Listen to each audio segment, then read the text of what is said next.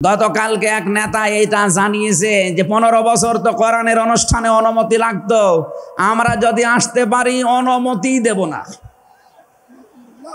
তা আপনি এ কথা বলবেন আমরা জানি, তো কিছুদিন পরে বলতে পারলেন না, আগেই বলে দিলে মানুষ তো সব চিনে ফেলবে। এই জন্যে আমার মনে হয় আপনি ভুল করে ফেলেছেন। আপনি আস্তাগফিরুল্লাহ বা তওবা করে নেবেন, থুক্কু এরকম কিছু দিয়ে অন্তত ফিরে আসবেন যে না, এটা এখন আমি বলবো না, কিছুদিন পরে বলবো। মানুষকে আল্লাহ সম্মান দিয়েছেন, সেই মানুষের উপরে যারা জুলুম করে তারা আল্লাহর কেসের আসামি। পুলিশের কাজে বাধা দেন, পুলিশ বাদী মামলা হবে। আর যারা মানুষ হয়ে মানুষের উপরে জুলুম করে তারা আল্লাহবাদী মামলার আসামি। আল্লাহ কিন্তু ইয়াসলিমুন আল মুসলিমুনা দেননি, যে মুসলমানদের উপরে যারা জুলুম করে ইয়াসলিমুনা নাস দিয়েছেন। বলেন তো হিন্দু কি মানুষ না? আরো আসতে বলেন। এই যে বাইরের দেশের যে সমস্ত আন্তর্জাতিক রিপোর্টগুলো আছে, ভয়েস অফ আমেরিকা এবং মাইক্রোসফট, সব খ্রিস্টানরা ইহুদিরা এরা চালায়। এরা রিপোর্ট দিচ্ছে সারা বিশ্বের 257টা দেশের ভেতরে সবচাইতে নিরাপদে সাম্প্রদায়িক সম্প্রীতি নিয়ে বাস করছে বাংলাদেশের মানুষ। অথচ এই 54 বছর মিথ্যাচার করে বিশ্বের মোড়লদের কাছে আমাদেরকে অনেকেই কালার করার চেষ্টা করেছে। তারা এতদিন মানুষকে শুনিয়েছে বাংলাদেশে সংখ্যালঘু নির্যাতন হয়, এটা তাহা মিথ্যা কথা।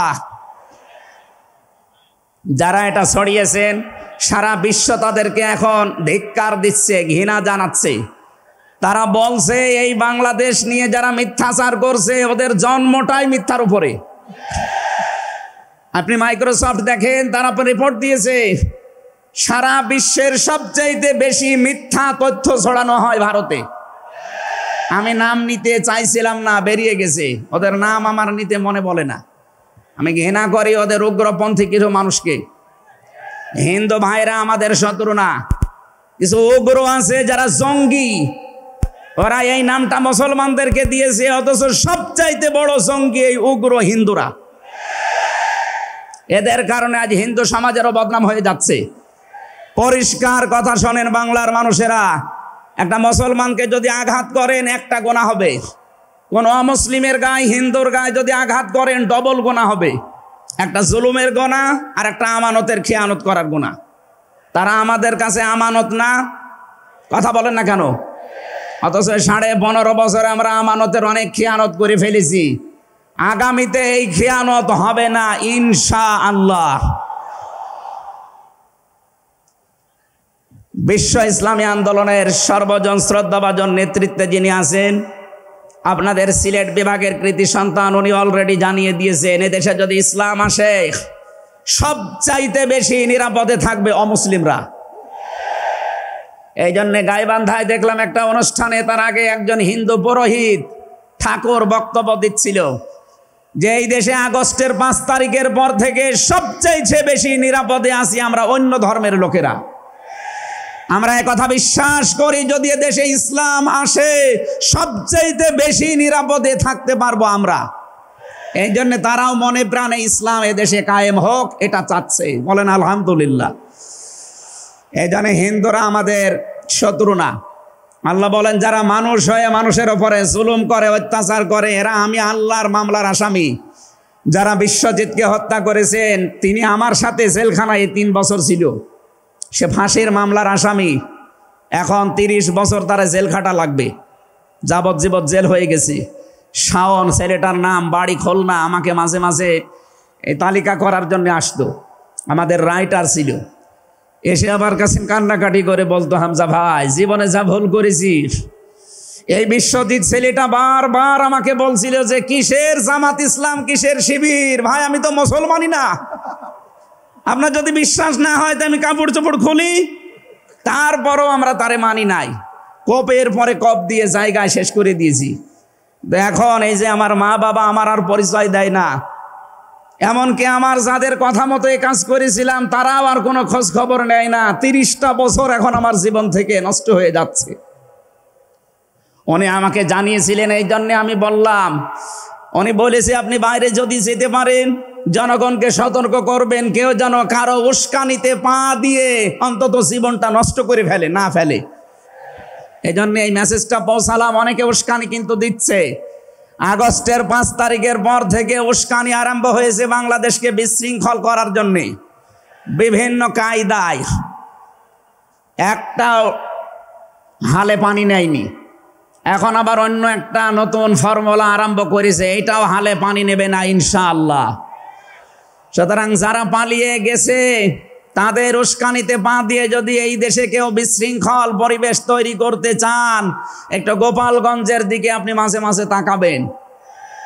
পেছনে কিভাবে লাল করে দিয়েছে প্রশাসন দেখেননি? ওই সময় সন্তান গোপালগঞ্জ থেকে ঢাকায় আসলে, বসে আসলে 300 টাকা, দাঁড়িয়ে আসলে 1000 টাকা। কি অবস্থা করেছিল, এটা দেখেও আপনার শিক্ষা হয় না। এই জন্য আমি সতর্ক করছি, আগামী থেকে আমরা যেন কারো উস্কানিতে পা দিয়ে বিশৃঙ্খল পরিবেশ তৈরি করে দেশটা অন্তত নৈরাজ্যের স্বর্গরাজ্য আমরা তৈরি করে না ফেলি। আল্লাহ যেন আমাদেরকে তৌফিক দেন কথা মেনে নেওয়ার, বলেন আমিন। তাহলে যারা মানুষ হয়ে মানুষের উপরে জুলুম করেছে তারা মামলার আসামি কার? আরো জোরে বলেন কার? বৈষম্য বিরোধী ছাত্র আন্দোলনে যারা 9টা দফা দিয়েছিল, আমি কোরআনে কারিমের সাথে প্রায় 6টা দফা পেয়েছি। সূরা নমলের নাহাল, সূরা নাহালের 90 নম্বর আয়াতে 6টা আছে, আর বাকি জায়গা থেকে তারা আরো 3টা নিয়েছিল। তারা প্রথম যেটা নিয়েছে ওই ওয়ান জাস্টিস, আমরা ন্যায় বিচার কায়েম করতে চাই, এটা আল্লাহ 1500 বছর আগে জানিয়েছেন। সুবহানাল্লাহ বলতে পারেন নাই? আমরাও তো চাই এদেশে ন্যায় বিচার কায়েম হোক, কথা বলেন ঠিক কিনা?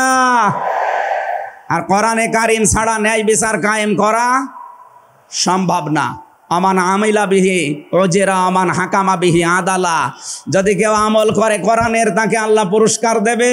কেউ যদি এই কোরআনের ন্যায় কোরআনে কারিম কায়েম করতে পারে, তাহলে সে ন্যায় বিচার কায়েম করতে পারবে। সুতরাং এদেশে যারা শহীদ হয়ে গেলেন জীবন দিয়ে, তাদের যে উদ্দেশ্য, এ উদ্দেশ্য যেন সামনে সফল হয়, আমরা সবাই সেই চেষ্টায় থাকবো ইনশাআল্লাহ। সতর্ক করছি, 1628 জন মানুষ দায়িত্বে ছিলেন বাংলাদেশে, ডাইরেক্ট ইনডাইরেক্ট মিলে। এরা আমরা যতদূর দেখতে পেয়েছি, আমার জেল জীবনের 3টা বছর ফাঁসির কন্ডেম সেলের ভেতরে আমি দেখেছি বাস্তবতা। এই 1628 জন কম বেশি এরা জুলুমের সাথে জড়িত। কেউ সরাসরি জালেম, কেউ জালেমের দোসর।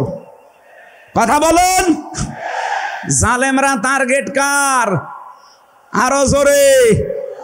এজন্য আপনারা আল্লাহর মামলার আসামি। বাদী যত বড় হয় মামলা তত কঠিন হয়। আমাদের মামলা, আলেমদের মামলার বাদী সব ছিল সরকার, এই জন্য আলেমদের কোনো জামিন নেই। আমার মামলা 30 বারের উপরে উঠেছে, সিএমএম কোর্ট, জজ কোর্ট, হাইকোর্ট মিলে। জামিন হবে না, কারণ আমার নামের আগে আলেম আছে।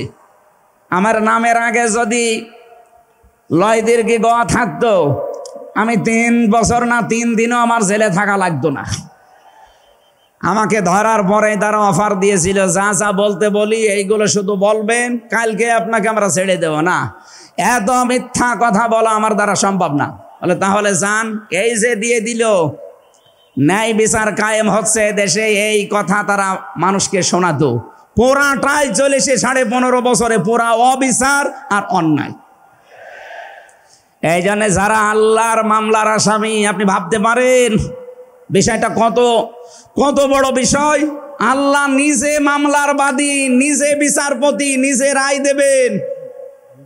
এই জন্য জালেমদের একুলো শেষ, অকুলো শেষ। মানুষ হিসাবে আমরা মানুষকে সামনে সম্মান দিয়ে চলবো ইনশাআল্লাহ। দরুদ আর সালাম পড়ছি আমাদের নবী, মানবতার মহান শিক্ষক মুহাম্মদুর রাসূলুল্লাহ সাল্লাল্লাহু আলাইহি ওয়াসাল্লামের প্রতি। বিশ্ব নবীকে আল্লাহ পড়া কোরআন শরীফে, এই যে কোরআনের যে আয়াত পড়লাম আমরা, সূরা বাকারার 208 নম্বর আয়াত আমরা তেলাওয়াত করেছি। এ কোরআনে কারিম পড়তে হলে প্রতিটি অক্ষর, 29টা অক্ষর আমরা আছে জানি আরবি, প্রতিটি অক্ষর দিয়ে নবীজিকে আল্লাহ ডাক দিয়েছেন একটা সুন্দর এবং উত্তম নাম নিয়ে। বিশ্ব নবীকে আল্লাহ আলিফ দিয়ে জানিয়েছেন আহমাদ, তিনি প্রশংসিত। বা দিয়ে আল্লাহ জানিয়েছেন আমার নবী বাশির, তিনি সুসংবাদদাতা। তা দিয়ে আল্লাহ জানিয়েছেন আমার নবী মুত্তাকি, তিনি পরহেজগার।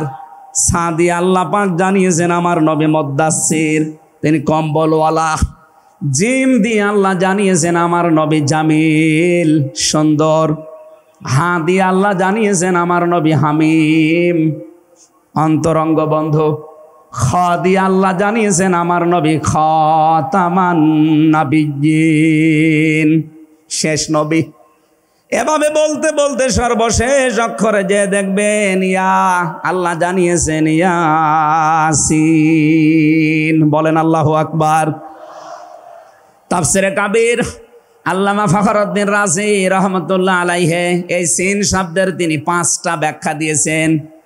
তিনি লিখেছেন সিন মানে সাজ্জিদুল আলামিন, সিন মানে সাজ্জিদুল বাশার, সিন মানে সাজ্জিদুল কাউনাইন, সিন মানে সাজ্জিদুল আম্বিয়া, সিন মানে সাজ্জিদুল মুরসালিন।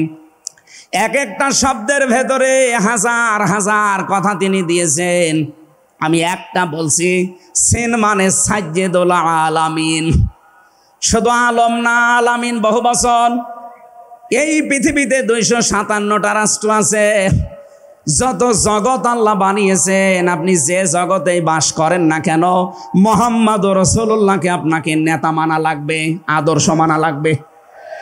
কারণ আল্লাহর ঘোষণা দেওয়া নেতা একজন। আল্লাহ পৃথিবীর অন্য কাউকে হে নেতা এ শব্দ বলেননি।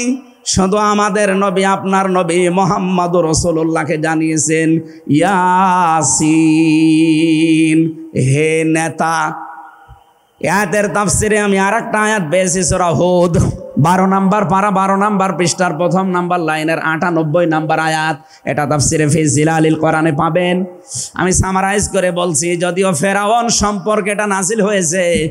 সাইয়্যিদ কুতুব রহমাতুল্লাহ আলাইহি তাফসির করতে গিয়ে তিনি লিখেছেন, যেই নেতা জাহান্নামে যাবে কিয়ামতে, ওই দলের নেতার যত অনুসারী আছে, যত মানুষ তাকে অনুসরণ করত, সব অনুসারীরা তার সাথে জাহান্নামে যাবে।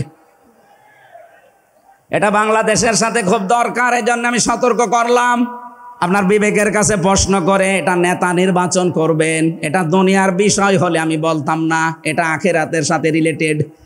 যার নেতা ঠিক নেই, ওই নেতা যদি জাহান্নামে যায়, ইয়াকদুমু কওমাহু ইয়াউমাল কিয়ামাতি ফাআওরাদাহুমুন নার ওয়া বিইসাল বিরদুল মাওরুদ। জোরে বলেন আল্লাহু আকবার। সিলেটবাসী, সারা বাংলাদেশ এখন আমার সামনে, এই যে দেখতে পাচ্ছেন না, সারা বাংলাদেশে ছড়াইয়া যাচ্ছে। যাদের নেতা ঠিক নেই, আদর্শ ঠিক নেই, এক্ষুনি আপনি তওবা করে ঠিক করবেন। সত্যি বলছি, যাদের নেতা ঠিক নেই, ওই নেতা যদি জাহান্নামে যায়, আল্লাহর কসম আপনাকে ওর সাথে জাহান্নামে যাওয়া লাগবে। নেতৃত্ব দেওয়ার জন্য গুণ বললাম কয়টা? বলেন বলেন। আপনি সূরা বাকারার 247 নম্বর আয়াতটা দেখবেন।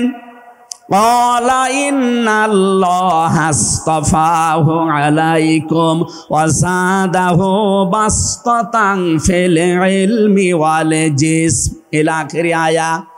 আল্লাহ নিজে জানিয়েছেন, এই পৃথিবীতে কেউ যদি নেতৃত্ব দিতে চায়, তার 1ম নাম্বারে জ্ঞান লাগবে। জোরে বলেন, কি লাগবে? আপনি যাকে মেনে চলেন, যার না নেতৃত্ব মানেন, বলেন তো সে জ্ঞানী আপনার দৃষ্টিতে মনে হয়? যে লোকটা কথা বলতে পারে ঈদুল ফিতরের জানাজার নামাজ আগামীকাল অনুষ্ঠিত হবে, ওর জ্ঞান কেমন আপনি টের পাচ্ছেন না? এই কথা বলে না কেন? এই জন্য নেতৃত্ব সামনে কেউ দিতে চাইলে তাকে জ্ঞানী হওয়া লাগবে, আসমানের জ্ঞানী হওয়া লাগবে। যাবতীয় জ্ঞান, জাগতিক জ্ঞান তো লাগবেই, মাস্ট বি। এইটার জ্ঞান লাগবে। কোনটার বলেন? 2 নম্বরে আমি পেয়েছি, নেতা হওয়ার জন্য লাগবে, কেউ যদি সীমা লঙ্ঘন করে, কথাবার্তার কাছে কামে, সে নেতৃত্ব দেওয়ার যোগ্যতা হারিয়ে ফেলে। এটা সূরা শুআরার 152 নম্বর আয়াতে পাবেন। বাংলাদেশে আমরা এই কয়েকদিন ধরে দেখতে পাচ্ছি ডক্টর মিজানুর রহমান আজহারি উনি একটা ইঙ্গিত দিয়েছেন, আর কেউ কেউ তার কথাটা ধরে মাথার কল্লা পর্যন্ত 10 লাখ টাকা ঘোষণা দিয়ে দিয়েছে। আপনার এত টাকা যে একজন মানুষের মাথার দাম আপনি 10 লাখ ঘোষণা দিয়ে দিলেন, তাও আপনি একজন পীর। এটাকে পীর না শয়তান? দুদককে বলবো, যারা 10 লাখ টাকা মানুষের মাথা ঘোষণা দিতে পারে তার টাকা আছে কত আপনারা খোঁজ নিন। কথা বলেন না কেন? এই পীরগুলোকে আমরা মানুষকে 50,000, 5 লাখ, 10 লাখ টাকার কম্বল বিতরণ করতে দেখি না এই শীতে। তারা মানুষের মাথা চায় 10 লাখের বিনিময়ে। কি হয়েছে? সে একটা অসংলগ্ন কথা বলেছে এই কারণে। আপনি 2 ঘন্টা কথা বলেন তো আমি আপনার 50টা ভুল ধরবো। আমরা 1.5 ঘন্টা 2 ঘন্টা কথা বলে একটা স্লিপ অফ টান হলে সেইটা নিয়ে এই যে কেরামান কাতিবিন উনি একটা কি বলতেছে বলে ফেলেছে। আরে ভাই, আমাদের বয়সই কত? আমার বয়স এখন 33, মিজান ভাই আমার 5 বছরের বড় মাত্র। সব মিলে নাই তার 38-40 বছর হবে। এখনো তো নবুয়তের বয়সে আমরা পাইনি। কথা বলে না কেন? নবীকে আল্লাহ 40 বছরের আগে নবুয়ত দেয়নি। আমরা তো সে বয়সে এখন মানে পার হতে পারিনি। 2-1টা কথা এদিকে ওদিকে হলে আপনারা মাথা 10 লাখ টাকা। মাথা কি এত ফ্রি? বলেন। কেউ কেউ অলরেডি আবার বলেছে এরা ধর্ম ব্যবসায়ী। এই কথা যেই লোকটা জানিয়েছে মিজানুর রহমান আজহারীর নাম নিয়ে যে এটা ধর্ম ব্যবসায়ী, আপনার ঈমান চলে গেছে। কারণ মিজানুর রহমান আজহারীর নামের আগে একজন আলেম লেখা আছে, আল উলামা ওয়ারাসাতুল আম্বিয়া, আলেমরা নবীর ওয়ারিস। এই কথা বলেন না কেন? অনেক বড় দায়িত্ব তার মাথার উপরে। নবী যে জানিয়েছেন আনা খাবাল খাতামান নাবিয়্যিন আলা নাবিয়্যা বাদি, আমি শেষ নবী, আমার পরে কোনো নবী নেই। এ কথার ভেতর একটা ইঙ্গিত আছে, নবী শেষ, তারপরে নবী নেই। অথচ আদম নবী থেকে শুরু করে হযরতে ঈসা নবী পর্যন্ত আমরা দেখেছি এক নবী শেষ হওয়ার পরে আর এক নবীর উপরে এ দায়িত্ব এসে পড়তো। উম্মতের দায়িত্ব ভার নবীরা নিত, কিন্তু এখন তো নবী নেই। যেহেতু ওনার ঘোষণা আমার পরে আর কোনো নবী নেই, আমি শেষ নবী, এই হিসাবে নবীজি জানিয়েছেন আল উলামা ওয়ারাসাতুল আম্বিয়া, আমি থাকবো না কিন্তু আলেম থাকবে, এরাই আমার ওয়ারিস, এরাই আমার স্থলাভিষিক্ত। নবীর উপরে কথা বললে যেমন আমল আখলাক আল্লাহ নষ্ট করে দেয়, আলেমদের বিরুদ্ধে আলেমদের উপরে কারো যদি কথা চায় তার পেছনের আল্লাহ সব নষ্ট করে দেবে। অহম লা ইয়াশউরুন, কখন যে নষ্ট হয়ে যাবে আপনি টেরও পাবেন না। এই জন্যে সীমা লঙ্ঘন করা যাবে না, কথা এবং আচরণে আপনারা সাবধান থাকবেন। যারা এই সীমা লঙ্ঘনগুলো করছেন, কাদের ইঙ্গিতে করছেন আমরা কিন্তু জানি। মাদের কান পড়া দিয়ে যায় আর আপনারা তখন উল্টা পাল্টা কথা বলতে থাকেন। কেউ না জানলে দেশের আলেমরা কিন্তু আগেই টের পায়, কারণ এরা তাহাজ্জুদের নামাজের সেজদায় আমার আল্লাহর সাথে কথা বলে। কথা বলেন না কেন?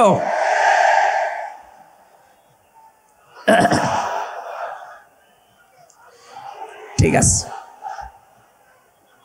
এই জন্য যারাই যা কথা বলবে না কেন, কারো কান পড়ায় কান দিয়ে সীমা লঙ্ঘন করবেন না। আমি আশা করি কি বোঝাতে চাই আপনি বুঝেছেন।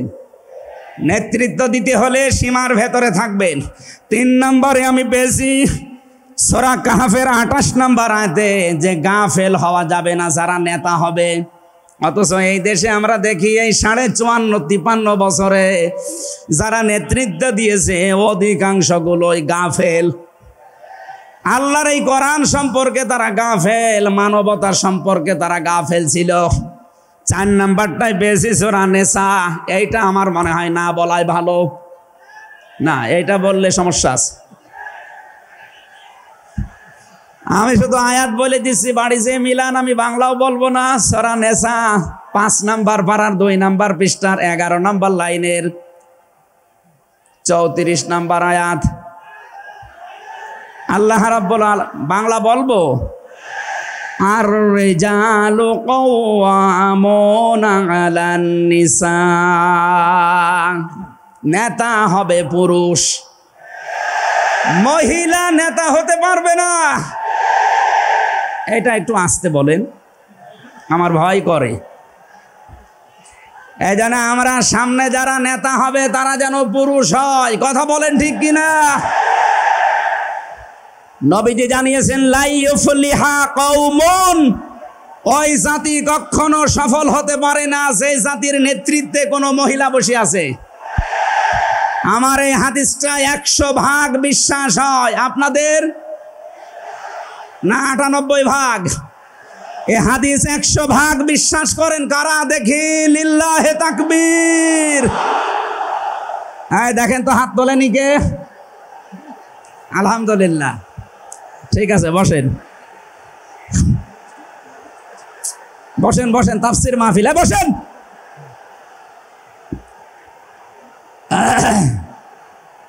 এটা যদি আমরা মেনে নিতে না পারি, এই 54 বছরে আমরা যেখানে ছিলাম আরো পেছিয়ে যাওয়া লাগবে। এই জন্য আমরা সামনে এগিয়ে যেতে চাই। কোরআনের সূরা নিসার 34 নম্বর আয়াত, সামনে যদি নেতা হয় পুরুষ মানুষ হবে ইনশাআল্লাহ। আরো জোরে বলেন ঠিক কিনা? 5 নাম্বার পেয়েছি সূরা বাকারা 124 নম্বর আয়াত, কোন জালেম নেতা হতে পারবে না। আমাদের জাতির পিতা হযরত ইব্রাহিম আলাইহিস সালামকে দিয়ে আল্লাহ উদাহরণ দিয়েছেন। আপনি সূরা বাকারার 124 নম্বর আয়াতটা পড়ে নেবেন। সুতরাং যারা জালেম হবেন সামনে তাদের নেতৃত্বে আসার দরকার নেই, আপনি ভিক্ষা করে খান। এক কথা বলেন না কেন? আমরা অনেককেই দেখতে পাচ্ছি এই যে দ্বিতীয় স্বাধীনতার পর থেকে অনেকেই জুলুম আরম্ভ করেছেন। আপনারা থামবেন। আমরা সবাই মাজলুম এই দেশে, শুধু ওই 14 দল বাদ দিয়ে। সুতরাং আমরা এই মাজলুমগুলো যেন আবার জালেম হয়ে না যায়, তাহলে নেতৃত্ব দেওয়ার যোগ্যতা আমরা হারিয়ে ফেলবো। আল্লাহ যেন আমাদেরকে বাঁচান, বলেন আমিন। সূরা বাকারা আয়াত নাম্বার 208। আমরা একটা মাত্র আয়াত থেকে আজকে তাফসীর করার জন্য বসছি। আমার নির্ধারিত সময় পর্যন্ত যাব।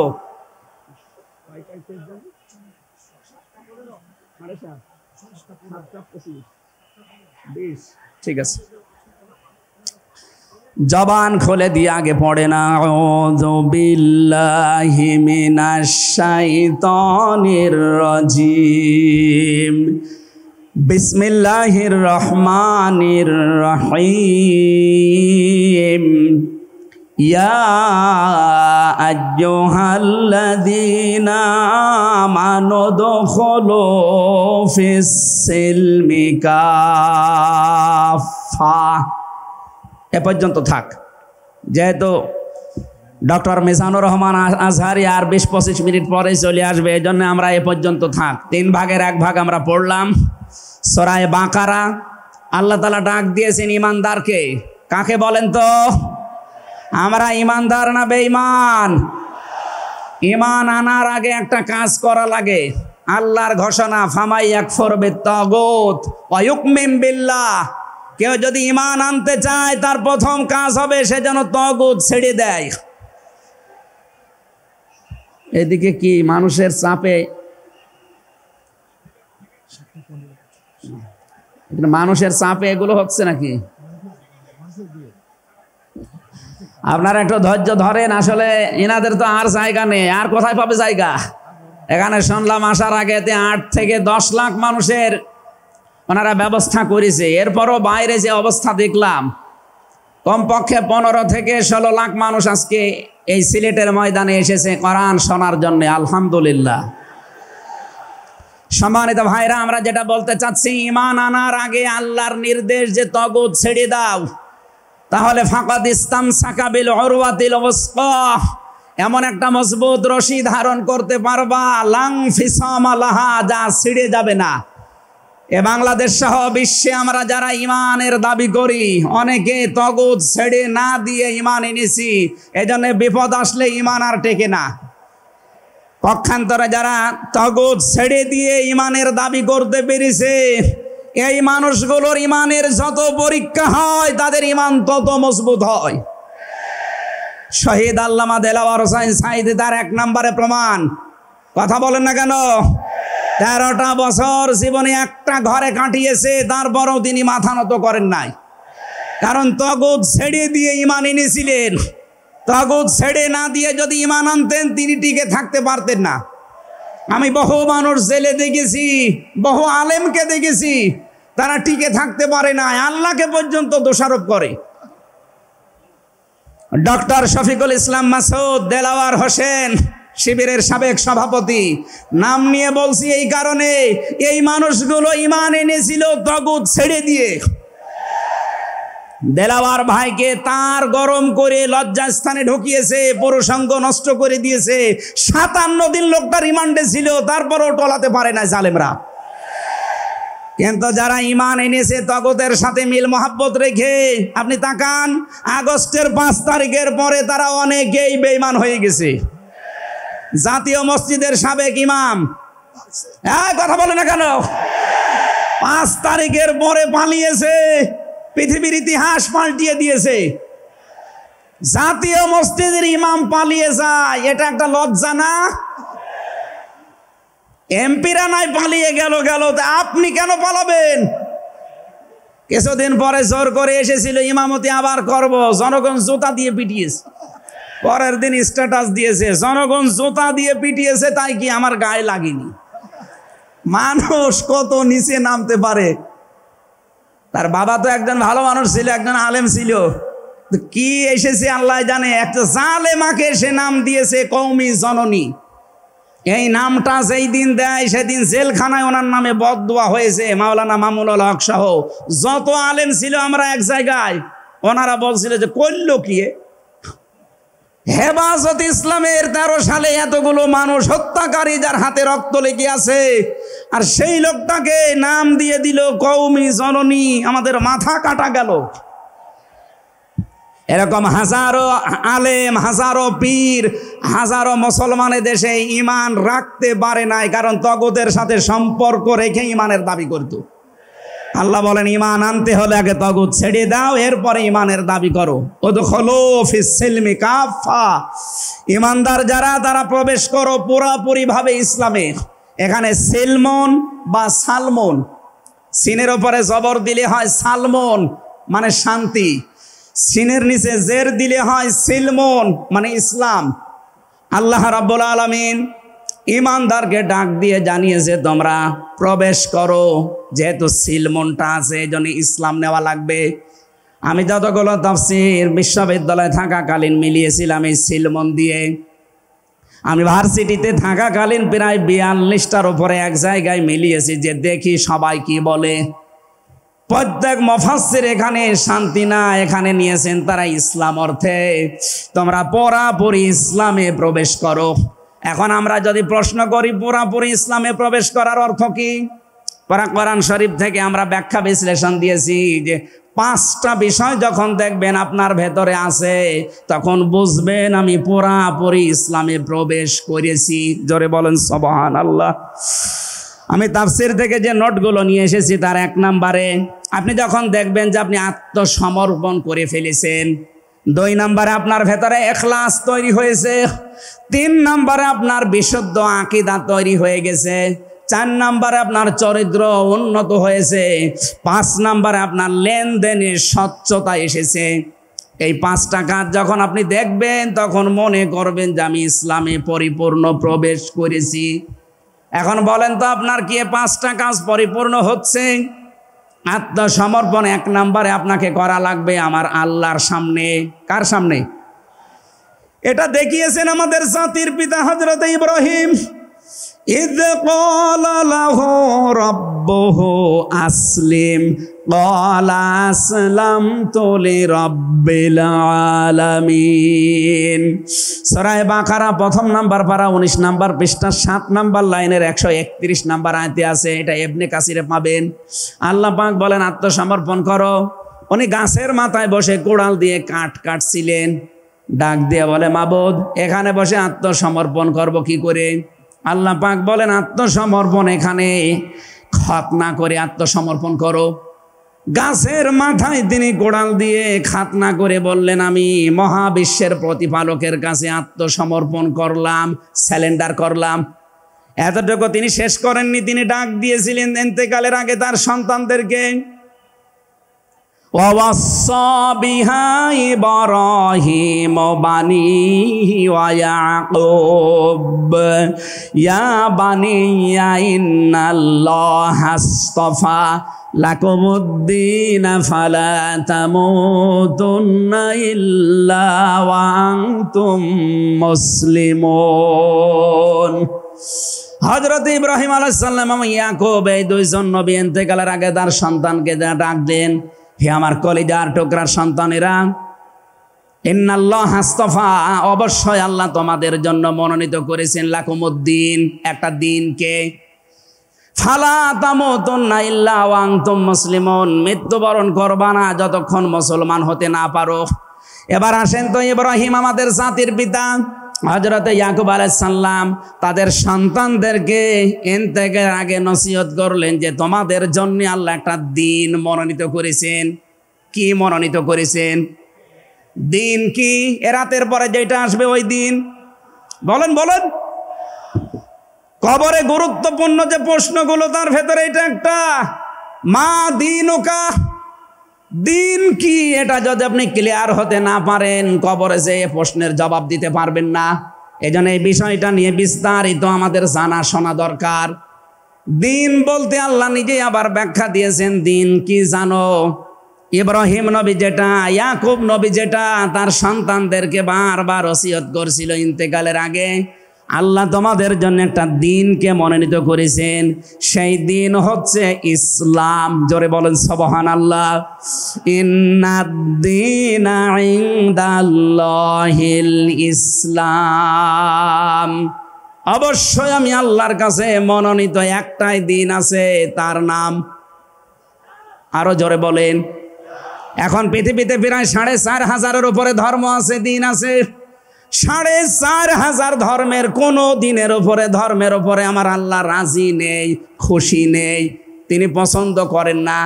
একটাই মাত্র দিনকে তিনি মনোনীত করেছেন, পছন্দ করেন, তার নাম ইসলাম। ওয়ামাইয়াবতাগি গায়রাল ইসলামি দীনান ফালা ইউকবালা মিন ওয়া হুয়া ফিল আখিরাতি মিনাল খাসিরিন। সূরা আলে ইমরান 3 নম্বর পারা 20 নম্বর পৃষ্ঠা 4 নম্বর লাইনের 85 নম্বর আয়াতে আছে, এ পৃথিবীতে কেউ যদি ইসলাম বাদ দিয়ে অন্য কোনো নিয়ম নীতি, অন্য কোনো দিন অনুসরণ করে, ফালাই ইউকবালা মিন, জীবনে আর কোনো কিছু আল্লাহর দরবারে কবুল হচ্ছে না, হবে না। ইউকবালা এটা মোজারে, বর্তমান, ভবিষ্যৎ, প্রেজেন্ট, ফিউচার।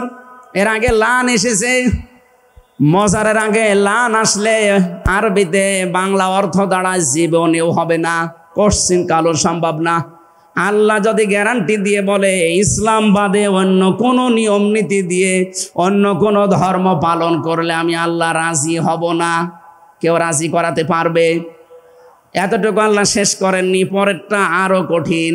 অহুয়া ফিল আখিরাতি মিনাল খাসিরিন, আল্লাহ পাক বলেন ওই লোকটা সবচাইতে বড় ক্ষতিগ্রস্ত হবে আখিরাতে। বলেন নাউজুবিল্লাহ।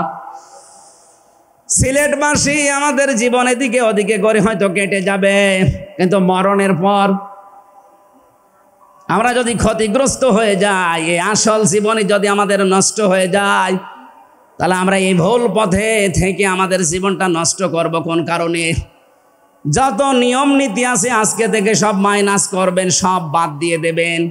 ইসলাম বাদ দিয়ে কোনো নিয়ম নীতি দিয়ে আল্লাহকে রাজি করানো যাবে? তাহলে ইসলাম বাদ দিয়ে বিয়ে শাদী হবে? বলেন বলেন। ইসলাম বাদ দিয়ে পরিবার নীতি হবে? ইসলাম বাদ দিয়ে রাজনীতি হবে? এটা হতে পারে। হ্যাঁ, কিছু মানুষ এখন কথায় আরম্ভ করেছে যে উঠলেই আপনি রাজনীতির কথা বলেন। আরে ভাই, রাজনীতি যদি কোরআনে না থাকতো আমি ওই আয়াতটায় পড়তাম না। এর ভেতরে নামাজের কথা মাত্র 82 জায়গায় আছে। কয় জায়গায়? বলেন বলেন। রোজা রাখা ফরজ মাত্র 1 জায়গায় আছে। হজ করা ফরজ মাত্র 1 জায়গায় আছে। আর রাজনীতি কোরআন দিয়ে করা লাগবে এটা 903 জায়গায় আছে। সুবহানাল্লাহ বলতে পারেন না? পুরা কোরআন শরীফ আমি যতটুকু পড়েছি আমার এতটুকু আয়ত্ত হয়েছে, নামাজের চাইতে, হজের চাইতে, যাকাতের চাইতে সব চাইতে বেশি আলোচনা দিয়েছেন আল্লাহ রাজনৈতিক বিষয়ে। তো সেইটা যদি আমি বলতে না পারে, আমি কি রামায়ণ থেকে, গীতা থেকে আপনাদের আলোচনা শোনাবো? এজন্য সাফ কথা, দিন ইসলাম, ইসলাম বাদ দিয়ে অন্য কোনো নিয়ম নীতি মানা যাবে না। আমি সেদিন যশোরে এক কলেজের অধ্যাপককে, বিসিএস ক্যাডার উনি, ওনাকে বলেছিলাম আপনাকে জোর করি না স্যার, আপনি শুধু আমার ধর্মীয় গ্রন্থ এই কোরআনে কারিম একটু বুঝে বুঝে পড়েন। 3 মাস সময় দিলাম আপনাকে। 3 মাস পরে, যেহেতু জ্ঞানী মানুষ, 3 মাসের পরে দেখি মুসলমান হয়ে গেছে। এজন্য অন্য ধর্মের যারা আছেন, রেকর্ড হচ্ছে, আপনাদেরকে আমরা জোর করব না। আমাদের ধর্মে জোর নেই, লা ইকরাহা ফিদ্দিন। আমাদের ধর্মে জোর আছে, জবরদস্তি নেই, জোর নেই। এই জন্যেই তো 850 বছর এই এলাকা মুসলমানরা শাসন করেছে, একটাও মন্দির ভাঙে নাই। অথচ আমরা আমাদের প্রতিবেশী রাষ্ট্রে দেখতে পাচ্ছি এরা অনেকগুলো মসজিদ অলরেডি ভেঙে দিয়েছে, ধোয়া ধোয়া তুলে। ওরা বলছে 500 বছর আগে এখানে নাকি মন্দির ছিল। বিশ্বের মানুষেরা দেখি মাটির নিচে তেল পায়, গ্যাস পায়, আরে শয়তানরা শুধু মাটির নিচে মন্দির পায়। আপনাদের পূর্বপুরুষেরা আল্লাহর ঘর ভাঙতে এসে কাঁচ ফিম মাকুল হয়ে গেছে। আমরা দেখতে পাচ্ছি আগামীতে আল্লাহর ঘর, মসজিদগুলো ভেঙে দেওয়ার কারণে আল্লাহ নিজে কিন্তু প্রতিশোধ নেবে। কাঁচ ফিম মাকুল আপনাদেরও বানিয়ে দেবে ইনশাআল্লাহ। এজন্য প্রতিবেশী হিসাবে সতর্ক করলাম, যদি ভালো লাগে মেনে নিন, ভালো না লাগলে নিজের পায়ে নিজে কোড়াল লাগান। আমার কথার অর্থ বোঝেননি? সুতরাং পৃথিবীতে দিন ইসলাম বাদ দিয়ে কোনো ধর্ম সব মানুষের বানানো তৈরি করা। অন্য ধর্মের মানুষদেরকে আমরা চ্যালেঞ্জ করছি, আহ্বান জানাচ্ছি, আমাদের এইটা পড়েন, লা ইকরাহা ফিদ্দিন লা রাইবা ফি যালিকাল কিতাবু লা রাইবা ফি। কোনো সন্দেহ নেই, সন্দেহের অবকাশ পর্যন্ত নেই। এখানে আসেন, যদি মনটা আপনার ভালো থাকে, টনি বেলারের শালিকা লরেন বুথকে যেভাবে হেদায়েত দিয়েছে আপনাকেও দিতে পারবে ইনশাআল্লাহ। সেই আহ্বান রেখে, এখনো যেহেতু 4টা অর্থ ছিল, আপনি যে ইসলামে প্রবেশ করেছেন তার দ্বিতীয় অর্থ আপনি দেখবেন যে আপনার ভেতরে ইখলাস আছে কিনা। আপনি কি লোক দেখানো কাজ করেন না আল্লাহর জন্য করেন, এইটা দেখবেন। 3 নম্বরে আপনার আকীদা শুদ্ধ আছে কিনা। আজ এই দেশের একটা মাসলুম সংগঠনের উপরে একটা তহমত দেওয়া হয় যে এদের আকীদা ঠিক নেই। আপনার আকীদা কত ভালো, আমি নিচে নামলাম না। 4 নম্বরে উন্নত চরিত্রের অধিকারী হওয়া লাগবে, আর এটা নিতে হবে মুহাম্মদ রাসূলুল্লাহর কাছ থেকে। 5 নম্বরে আমাদের লেনদেন স্বচ্ছ হওয়া লাগবে। আপনারা তাফসীর শুনতে এসেছেন, আমরা বিস্তারিত আর বলতে পারলাম না আজকে, কারণ আমার সময় শেষ হয়ে গেছে। আগামীতে কিছুক্ষণ পরে যেহেতু ডক্টর মিজানুর রহমান আজহারি ভাই আসবে, ওনার কাছে আমরা আরো গুরুত্বপূর্ণ কথা শুনবো ইনশাআল্লাহ। আজকের কথাগুলো আল্লাহ আমাদের জীবনে প্র্যাকটিক্যাল লাইফে আমল করার তৌফিক দিন, আমিন। বারাকাল্লাহু লানা ওয়া লাকুম ফিল কোরআনিল আযীম। আসসালামু আলাইকুম ওয়া রাহমাতুল্লাহ।